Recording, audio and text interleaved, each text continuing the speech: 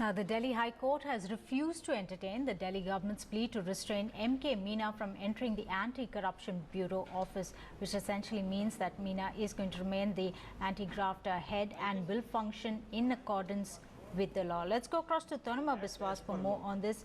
Tanuma, it's bit by bit that's played out between the Delhi government here, and finally it's a setback for the Delhi government. Right, it's an interim setback, so to speak, Kulsum, because what we are hearing at the moment is that the High Court has asked for the centre's reply on this. Remember, this entire issue was basically because of the MHA notification which had come and stated that the LG's office was well within its rights to appoint officers who would be working for the Delhi government, certain rank of IAS officers, and in this case, of course, remember, M.K. Meena was appointed as the ACB chief by the LG's office only roughly a month back.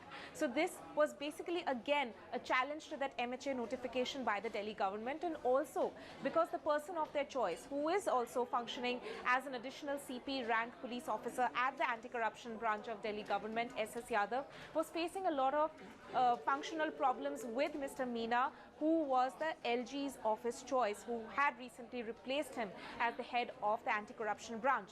So because of the complaints that Mr. Yadav was throwing up to the Delhi government, saying that he was facing problems working with Mr. Meena, in fact, these were the arguments stated in court by the Delhi government lawyers today as well, that Mr. Meena was not letting Mr. Yadav function properly, and apparently Mr. S.S. Yadav, who's an additional CP rank officer again, may I add, was also facing a threat to his life because paramilitary personnel had been stationed in the anti-corruption branch office by Mr. Meena.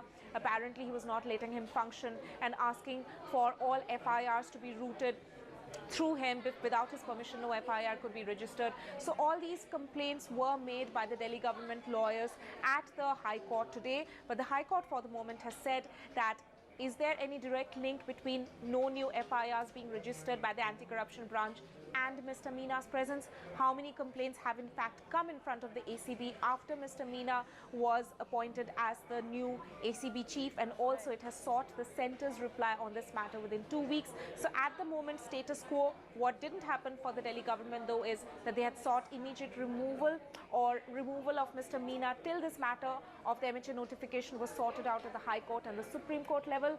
That the High Court did not agree to today. Kulsum? Tanuma Biswas there. Thanks very much for joining us.